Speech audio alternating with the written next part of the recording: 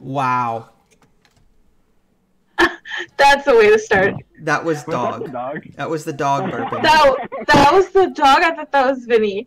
I was No, it prepared. wasn't. That was the dog. You heard it. You heard it live here. That is amazing. That was you burping. That was you. You made that sound. That is amazing. It was like, You "Arf." made that sound.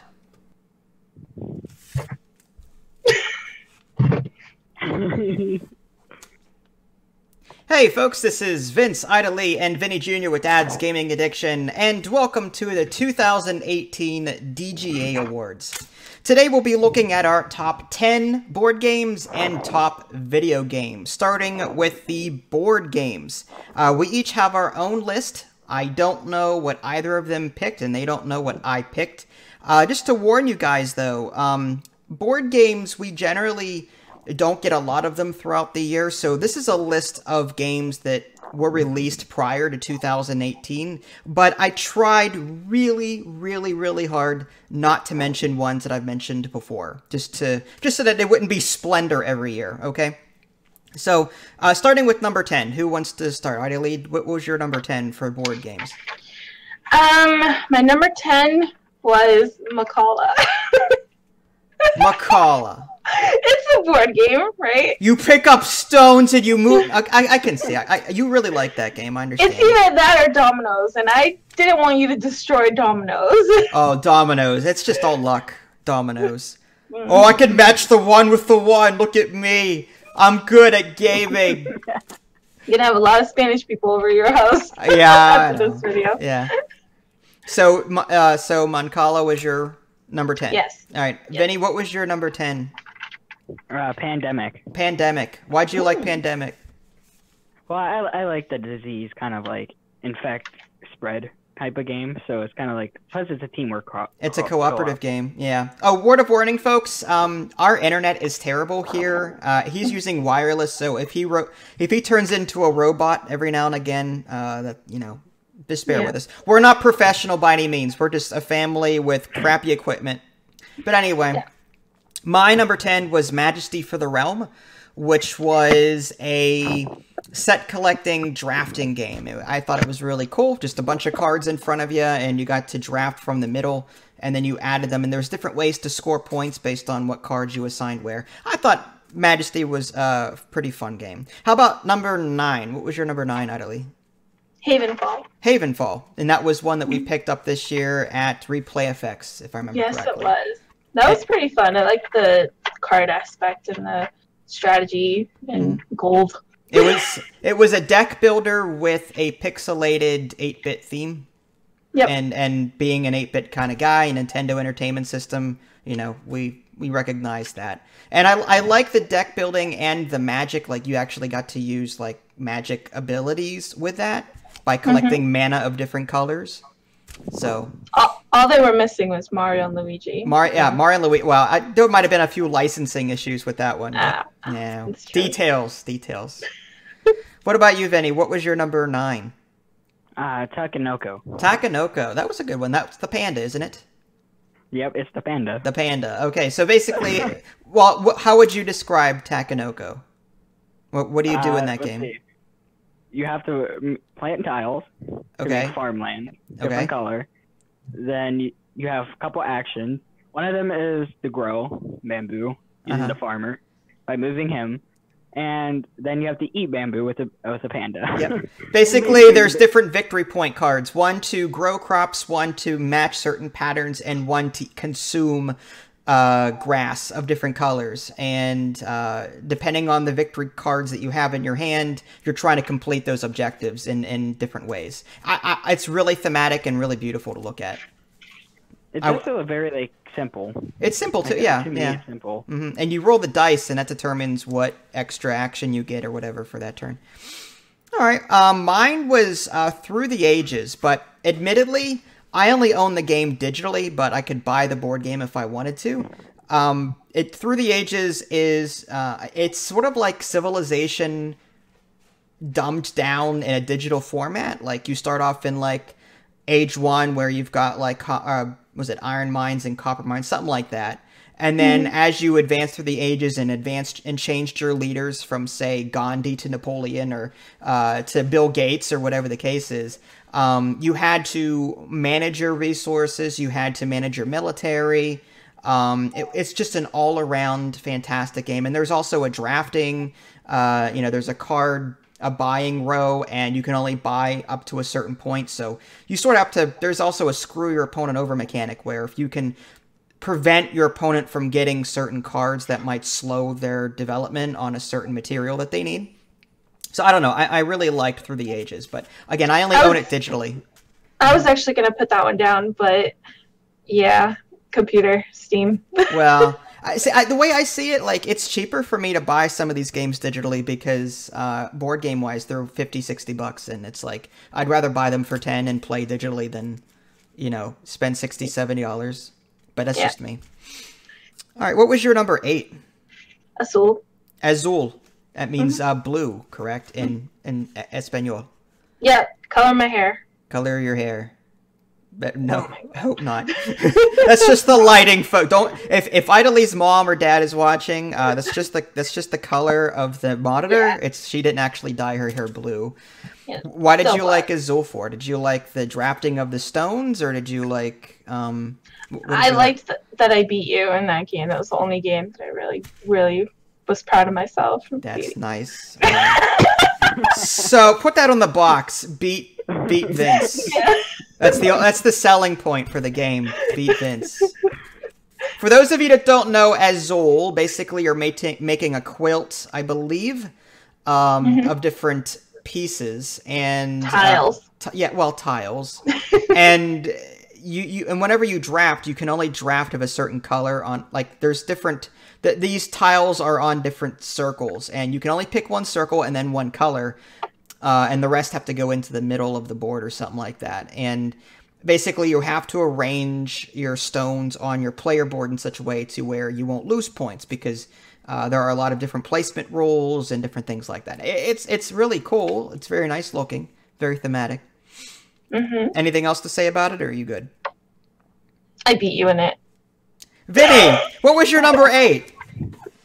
Sheriff of Nottingham. Sheriff of Nottingham. That's a bluffing game where everyone takes turns being the sheriff. Everyone else tries to sneak through contraband or just regular goods, but the sheriff doesn't know which it is. Yeah. Is there peanut butter in it? Peanut butter. I don't get it. Wish. Sheriff of Nottingham? Nottingham.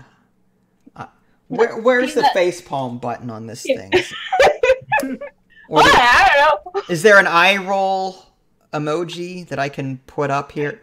Anyway. So yeah, Sheriff of Nottingham, it's a very social game. Definitely better with the more people that are playing, and I like the bribing mechanic too, like the interaction between the player and the sheriff. Like, you might have a lot of contraband, but he might let you go if you decide to give him 5 of your victory points or promise him a good out of your bag or something. I'd at least never played it, but I know Vinny and I have played it prior. What did you like about it, Vinny? Was that what you liked about it, or do you have anything else to say about it? Yeah, it's a very nice game. Like, I like how it was just played in general, because it's like it's just fun to play with family, especially if you have a lot of people with it. Yeah. Agreed. That's a nice one. Yeah.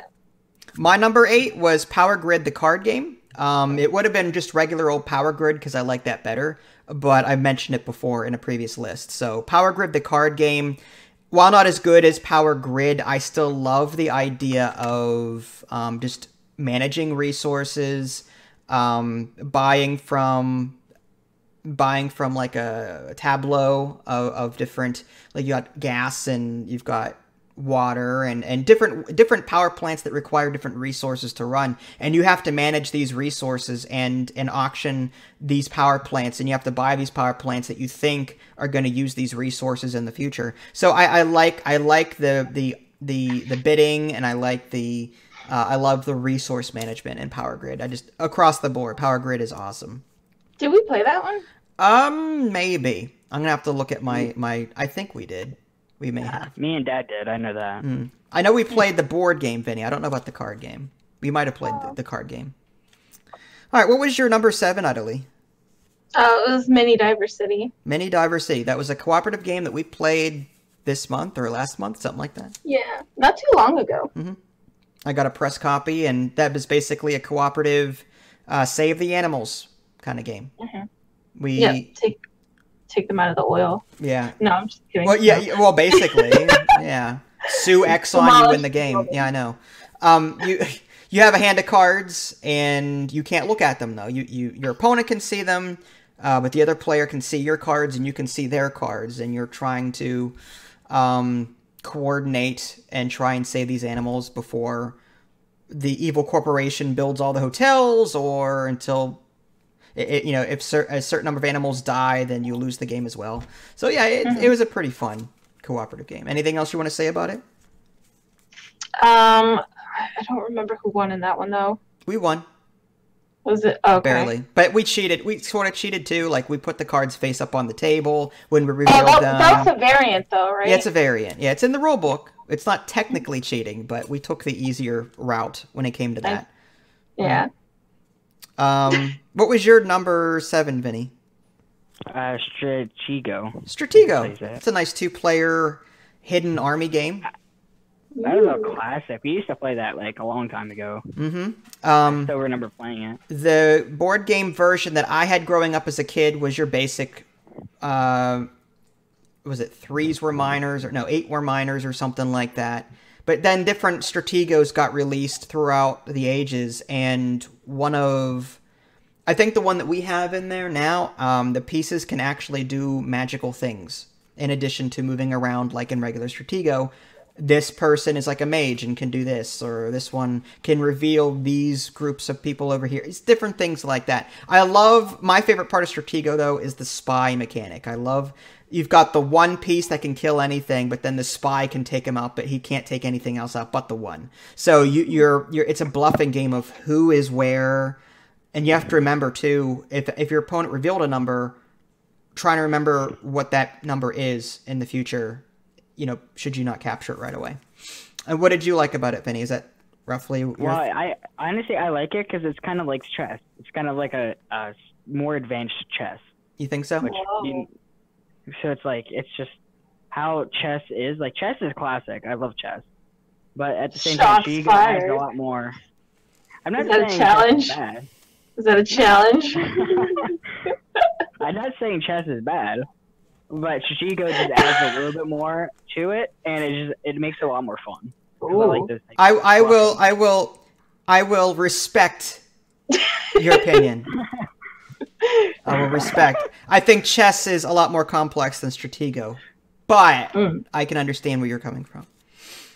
My number 7 was Raxxon.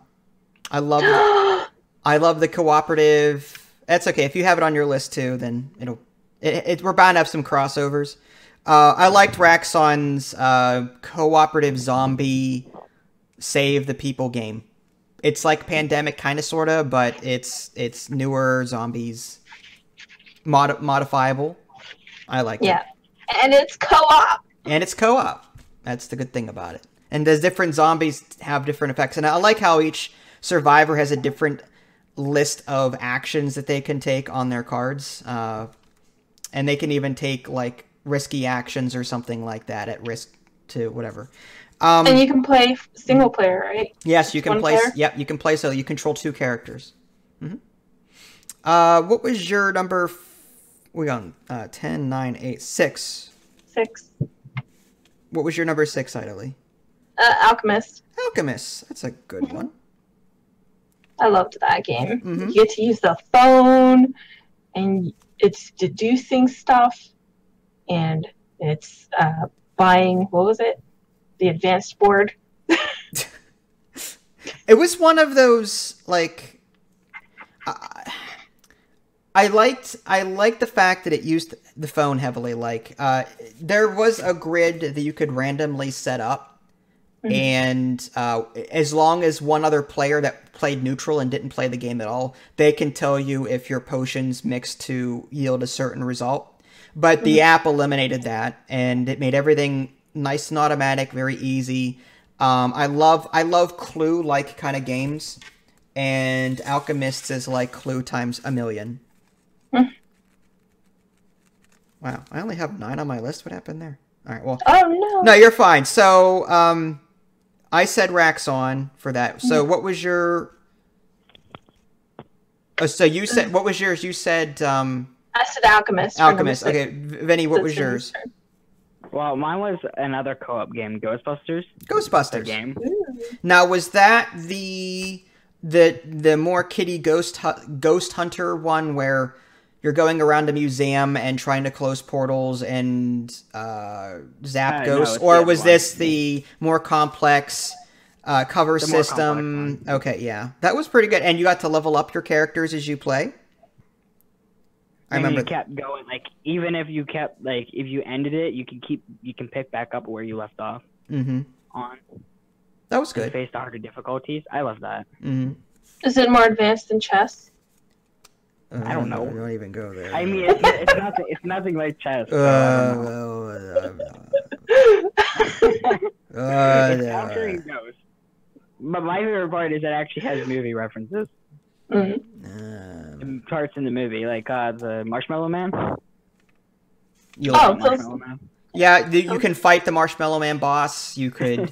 There was different levels, and there was a lot of movement rolls and cover rolls and different things like that. And the game could run away with you if you weren't careful. But I like the leveling system. Each Ghostbuster had different perks that they would get as they leveled up, and I liked it. That's a good one, Vinny. Mine, number 6, was Reef. We played that recently. Very colorful. I loved that the cards were sort of like a twofold kind of thing. It was you could either take pieces of that color shown on the card, or I believe you can try and form the design that was on the bottom of the card, and you would earn points if you did that. So you had to decide which cards were you going to use for collecting Reef, of different colors, or which cards were you going to use to complete the designs that would earn you those victory points. And certain designs were worth more victory points than others, so it was challenging. Yeah, it was. That was a great game. Number 5, Ida Lee. Raxxon. Well, we already talked about that one, so we don't have to talk it to death. But is there anything more that you want to say about it before we move on? It is a great, great game, and I'm itching to play it again, and nobody wants to play with me. Have you seen how many I have? Have you seen my collection? Yep. Okay, just checking. Vinny, what was your number 6? Or 5? 5. Forbidden Island. Forbidden Island. That's a nice cooperative. Did you like Forbidden Island better than Forbidden Desert? Yes. Is it because of the sinking mechanic, or? Yeah. So I was like, I kind of like how Forbidden Island is compared to a desert. Like, just in the desert, it just doesn't make any sense. Yeah, I mean, it does. I mean, people are thirsty, running out of water. People are dying of thirst. Whereas in Forbidden Island, you're on an island trying to collect 4 things before the island sinks. And I love the idea of tiles disappearing. Like, that is so cool. I love, as you play the game, tiles get flooded and then they disappear from the game forever. And the board just keeps shrinking on all the players. I love that. But in Forbidden Desert, it didn't really do that for me. I've yet to try Forbidden Sky, which is the new one that's out. Cool. And, okay, my number 5 was Century Spice Road.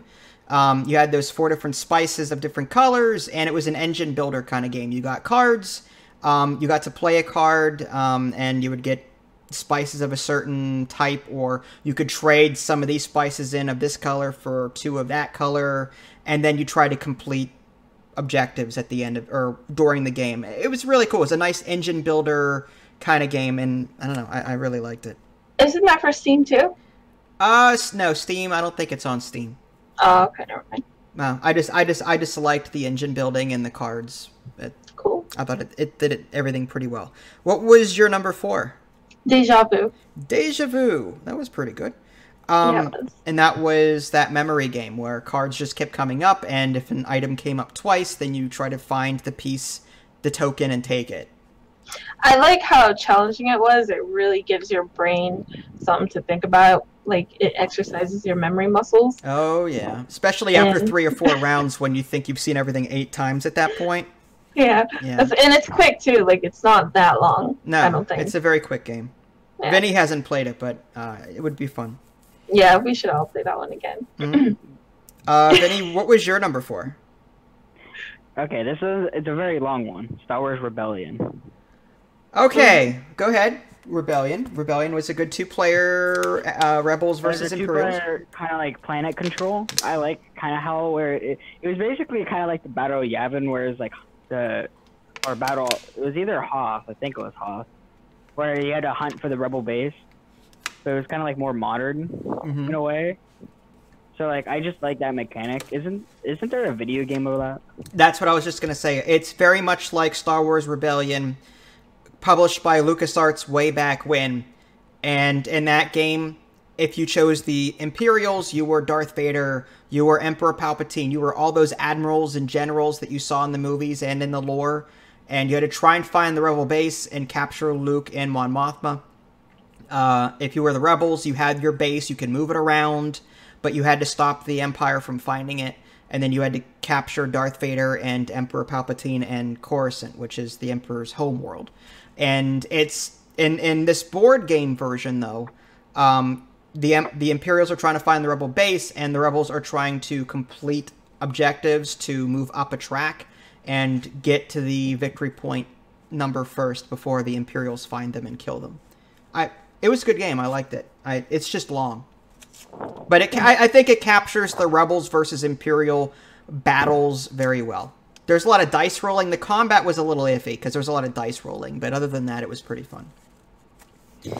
My number 4 was Spacebase. That's where everyone had like numbers 1 through 12. And each number had a benefit or some sort of gain so much of a resource or money or victory points or something. And when you rolled dice, you picked how you wanted to assign those dice to those numbers and collect those resources. And only that, but these cards had a red side too. So on your turn, other people could use your numbers and collect stuff too. So it's not like people were just twiddling their thumbs in between turns, not knowing what to do or just whatever. I loved that Spacebase kept everyone engaged, and there was also I don't want to say deck building, but you were building your tableau with new cards from a purchasing row, and I really like that. Cool. What was your number 3, Idly? Letter Tycoon. That was a good one. Do you like Letter Tycoon better than, say, Paperback or... Which one was Paperback? Wasn't that the same thing? Paperback was sort of the same thing. Paperback was that deck builder that I think it was Tim Fowler published or developed, but each letter had a cent, and if your word would add up to cent, like 7 cents or 6 cents. And then you would use those cents to buy another letter from the buying row. So which one was Letter Tycoon then? Same. No, I got it mixed up. Oh, no, okay, so you think Paperback. You like Paperback. Yes. Because there's a digital and a board game version of it. Paperback, we have the digital and the board game version of. Okay. I don't think you've ever played Letter Tycoon yet. Oh, really? Mm-hmm. We'll have to okay, play so that one. I must be thinking of Paperback then. Yeah, all right, Paperback. That's fine. Yeah. Same. They're roughly the same game, to be fair. Okay. There are minute differences. Okay, so Vinny, what was your number 3? Mine was Star Wars Armada. Armada. A lot of Star Wars things. A lot of Star Wars Armada. Yeah, that's like X-Wing, but with capital ships. Mon Calamari cruisers, not Death Stars, I wish. Star Destroyers. Yeah. No TIE fighters? There were TIE fighters. Yeah, there's also little fighters too, but they're in a squadron and not individual fighters. Ships. I actually like that because like my favorite ship is in the game. So which one? Interdictor. You like the Interdictor cruiser? That's that Millennium Falcon, right? Yeah. The Interdictor cruiser was an Imperial semi-capital ship that pulled rebel ships out of hyperspace and trapped them and prevented them from hyperspacing away. Oh, I see. Okay. What else did you like about Armada? Anything else you want to say about it before we move on?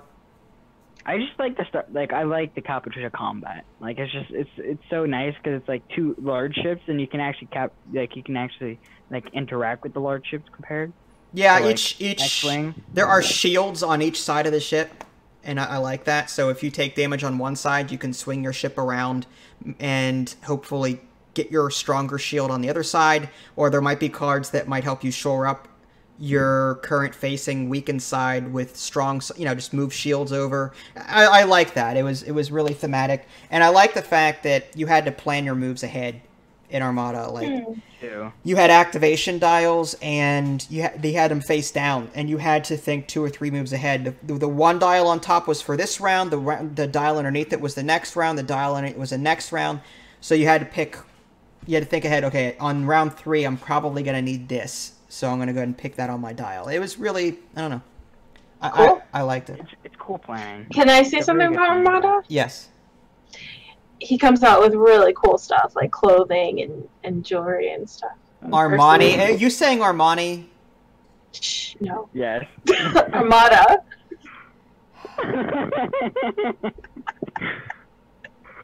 How do I turn your camera off? Armada also is very good at detail. Ah! Okay, you can come back.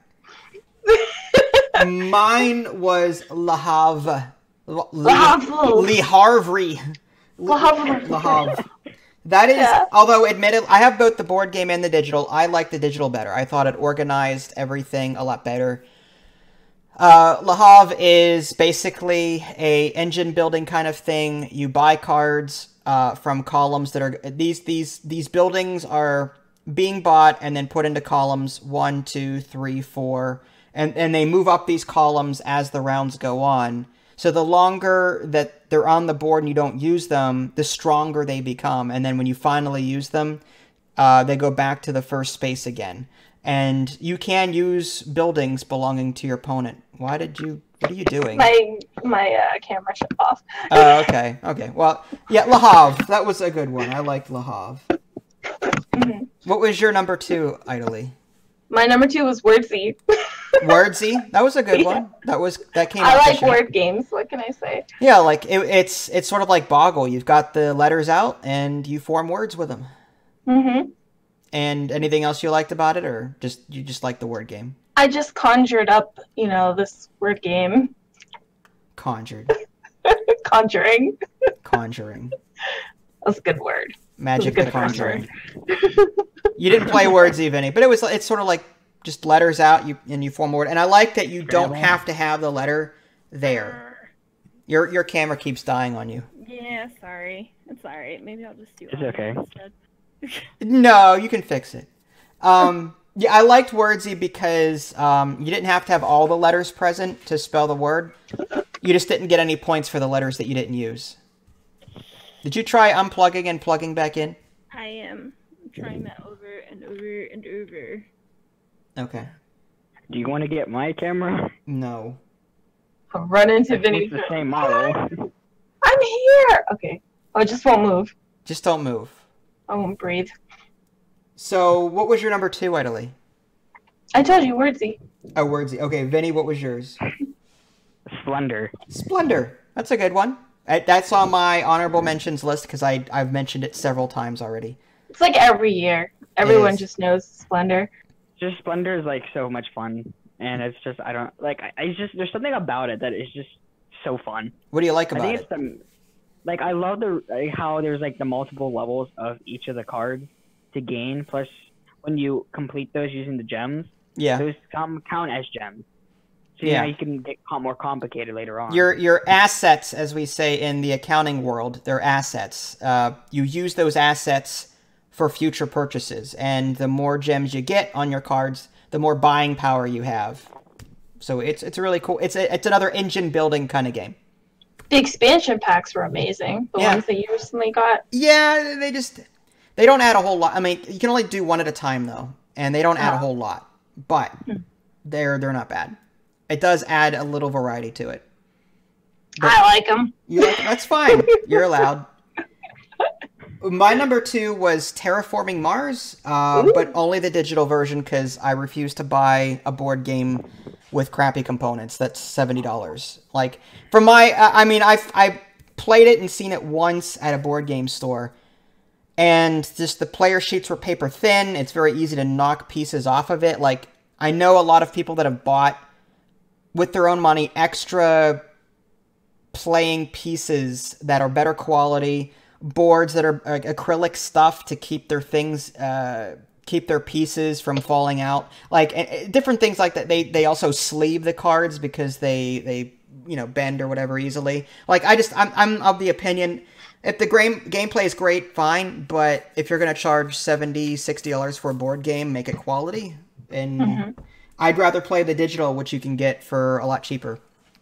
So, and I got a press copy, so win-win. But nice. Yeah, but I love Terraforming Mars because while you're terraforming Mars, I love all the different cards. I love that there's 3 different victory goals. One is to, you know, bring the oxygen up, one is to bring the water level up, and one is to bring the temperature up. And everything you do in that game has an effect on something. There's a drafting, card drafting, you've got money, there's an engine building mechanic where you're building money and terraforming score and metals and heat and electricity. There's so much about it that's really good. I can see why it has so much hype. I just don't like the quality of the board game, the tabletop game. But the video game adaptation is good. It's missing a few things right now, but from my understanding, they're going to be adding these features. Like, there's no draft, I believe, in the digital, but I believe I read somewhere that they're patching that in a future patch. But yeah, what was your number 1? My number 1? Yeah. Take 5 and take a number. Oh, take 5. Your number 1? Your number 1 was that? Yes. You like that? I really liked it. Okay. And that was the game that we covered recently, where you're trying to force your opponent to take number cards, and it's a dance of numbers. Yeah, and it's not really technically a board game, but no, it's card games. It's tabletop game. It's fine. Top 10 tabletop games. There we go. Did you like the take 5 or the take a number better? Take 5? The more I think about it, I think take a number, maybe. Take a number, yeah. For those of you not knowing, you get 2 games for 1 in that box. It's take 5 and take a number. Slightly different variations of the same game. Vinny, what was your number 1? Well, of course, it's X-Wing. X-Wing. I should have bet money on that one. X-Wing's always been one of my favorites, and it still is. And why is that? It's just, even though recently the X-Wing rules, they did a rework on the rules. The 2.0, yeah. Yeah, I don't really like some of the rules they did in it, but that's not my opinion to decide that. But it's always still been fun. Like, me and Dad have, I don't know, how many games have we played? 80? Of X-Wing? 70? 80 something? I love the squad building element. I love going, okay, what if I pair this guy with this guy? What if I use this guy's ability with this guy's ability? Or what if I use... I like how you can combine... Let me put this proton torpedo upgrade instead of this missile on this guy and see how he does this time, or whatever. I don't know. And I like the different factions. I like... You know, I like how it's thematic, too. The Rebels have a lot of shields on their ships, and the Imperials, most of them, like TIE Fighters, TIE Interceptors, they don't. But you can modify them with shield upgrades, but it'll cost you points. But they have, like, some of the, like, famous people. Oh, like, yeah. ships the lore is there. The lore is definitely there. Like, if you've read any of the X-Wing books or played any of the X-Wing games on the computer from way back when, you'll know what an A-Wing is. You'll know what a B-Wing is. You'll know what a TIE Interceptor, Assault Gunboat. You'll know what... all those. TIE Phantom, even, from Rebel Assault 2. And the dog wants to weigh in, I think. Aww. And you can't see her because... that big pie. Yeah. Hi, puppy. Hi. Aww, see ya. What do you think about X-Wing? You like X-Wing? Do you? Okay. She didn't burp it again. Okay, so my number 1... Oh, no, let's guess. Let's guess, Vinny. Go ahead, guess. What do you think it is? Is it Koi? No. No, yeah. It is one. It is a 2008 release or 2018 release, and we've played it recently. Constellations? No. Star Wars, the expansion? No. I don't know. It is... Because I haven't played any 2018. Gizmos. Oh, really? I liked Gizmos. It's a wonderful engine builder. That seems to be my theme for this year is engine building. I love the engine building. I love just adding to your invention area, and just you're constantly building up stuff, and you're getting victory points and different things for the different colors. I don't know. I really like Gizmos. I didn't like the contraption that you had to put together, but other than that, I love the engine building aspect of it. It was a lot of fun. You didn't like it? I was trying to remember what that game is. You had a ring and you got to put marbles into it, and then you spent those marbles to buy. Yeah, okay. And you can chain. Oh my gosh, you chain. Yeah, you can chain cards together like mad if they were in the same row. If you take that action, anything in that column you can play, and you can chain. I was looking at that one and Alchemist and trying to figure out which one I liked. And while I like Gizmos and my camera shut off again. Your camera shut off again, yeah. Again, folks, this is high quality equipment that we've got here. Yes, we do. While I liked Gizmos, I really liked Alchemist. I don't know. Oh. Two. Because you're sitting camera at the same time. So I like Gizmos, I do. It's just I really hated the contraption, and I hated that you changed the heck out of me. It's what I do. That's what I do. Honorable mentions. Do you have any honorable mentions that you want to? Oh yeah. You don't have to unless there's a game that you really want to focus on. Just feel free to read them off for timing. I don't remember. Just Constellations, New York Slice, Spacebase, Castle Panic, Noir, Clue, CV, Shutterbug, the game, and Star Wars, the one that we're playing. The card game. There you go. Okay. The only reason why I'm sorry, real quick. The only reason why it's not on my list is because I'm such trash at the game. And come on! You either like it or you don't. Vinny, you don't have to be good at a game to put it on your list. I don't know, man. I suck at some of these games. I was gonna put Azul on the list, but then I was like, I'm bad at it. You know, idly won, so it doesn't deserve to go on the list. Understandable. How do I shut this camera off?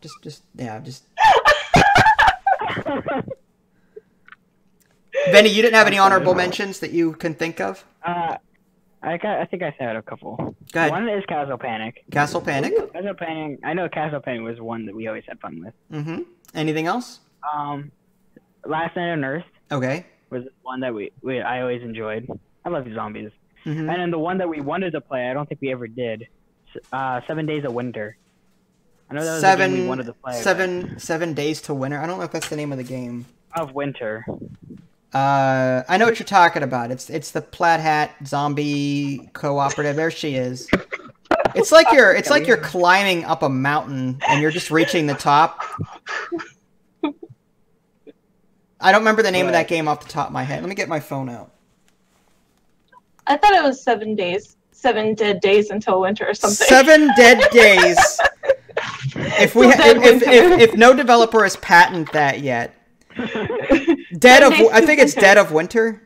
Is it? Oh, Dead of Winter, yes. You're thinking of 7 Days to Die. You're taking 7 Days to Die, which is a video game, and confusing it with Dead of Winter. It's amazing. Well, I love 7 Days to Die, but it's 7 Days to Die. I haven't played that. But you like Dead of Winter. Anything else? No. Okay. My honorable mentions, and a lot of these are ones I wanted to mention but couldn't because I've done it already. One Deck Dungeon, which is I have it for digital and I really like it. Ticket to Ride, Power Grid, Star Wars Rebellion, X-Wing, Armada, the card game, Quadropolis 7 Wonders Duel, Last Spike, New York Slice, Constellation Splendor, CV, Stockpile, and Airlines Europe. All great games, I think. All right, so that was our top 10 tabletop games, with some exceptions. Stay tuned for the video games one coming up shortly. Bye. Bye.